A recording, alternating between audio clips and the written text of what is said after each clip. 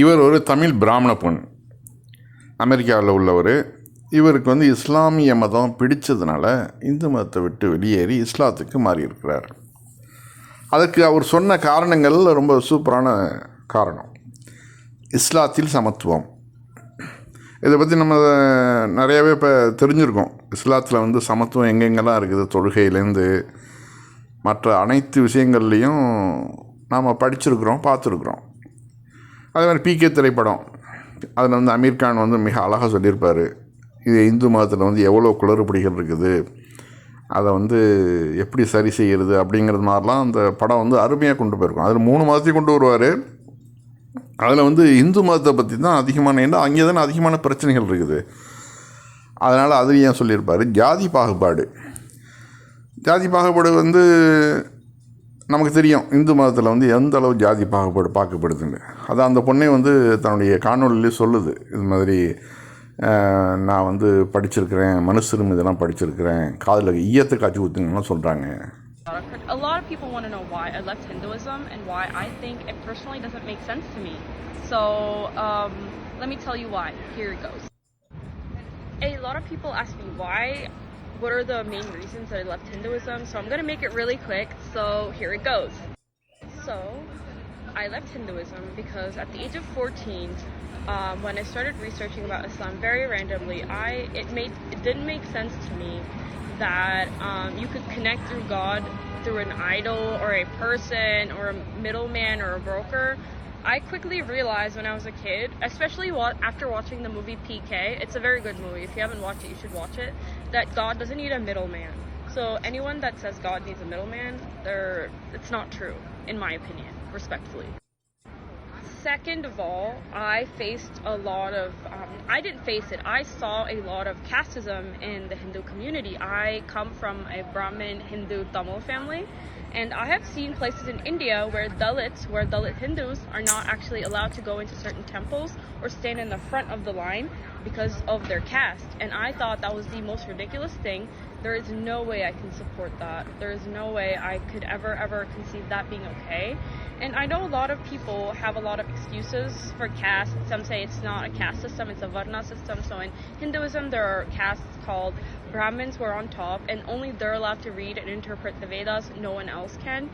And there's Vaishyas, and there's also other castes, like I think Dalits, there's Shudras, there's all these castes, and then there's the lowest most castes who do so-called menial labor. And the Manusmriti said that if they listen to the Vedas, then hot liquid or hot lava should be poured into their ears. And I was like, no, that's not something that I can personally stand.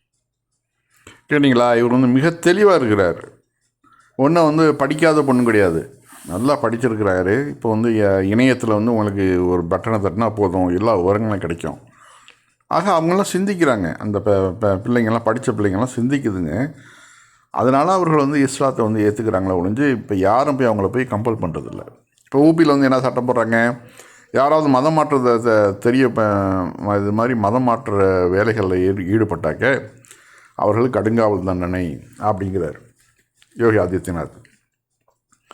இஸ்லாம் அதை சொல்லலை, கம்பல்சரியாக நீங்கள் வந்து யாரையும் வந்து வலுக்கட்டாயமாலாம் வந்து நீங்கள் வந்து இஸ்லாத்தை ஏற்றுங்க அப்படின்லாம் நம்மளாம் சொல்ல முடியாது, சொல்லவும் கூடாது. அது இஸ்லாமும் கிடையாது. அதனால தான் முகலாயர் ஆட்சிகள் கிட்டத்தட்ட 1000 வருடங்கள் 800 வருடங்கள் அவன் ஆட்சி பண்ணாலும் இந்த அளவு இந்துக்கள் இருக்கிறது காரணமே அதுக்கு அதே ரீசன் தான்.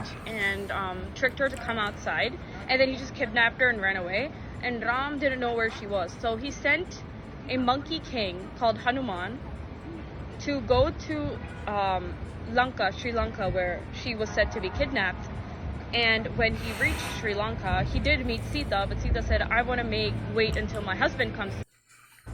So when Ram went all the way to Lanka, he eventually killed Ravana and he brought back Sita. But it's all good until now, but wait, it gets a little questionable. I mean no disrespect to Hindus, like absolutely no disrespect. So when Sita comes back, there were people talking and saying that Sita was not a pure woman and she committed adultery. And Sita was obviously a very pure woman. And Ram himself did not respect his pure wife Sita and asked her to be burnt in the fire. And she passed the test. We call this the Agni Pariksha. And she passed the test when she walked through the fire. And she was proven to be pure. Sadly, it doesn't end here. So then Sita gets pregnant with twins called Lava and Kusha. And Ram, for some reason, still has suspicions over his wife, so he sends her off to the forest. Now, everyone, can we think critically? Does that make sense to send a pious, good wife who literally was dying until the husband tried to come save her, and now you kill her, or like you send her to the forest and she could potentially be killed? Is that dharma? Dharma means righteousness and the right path. Is that really righteousness? Is that really a right path?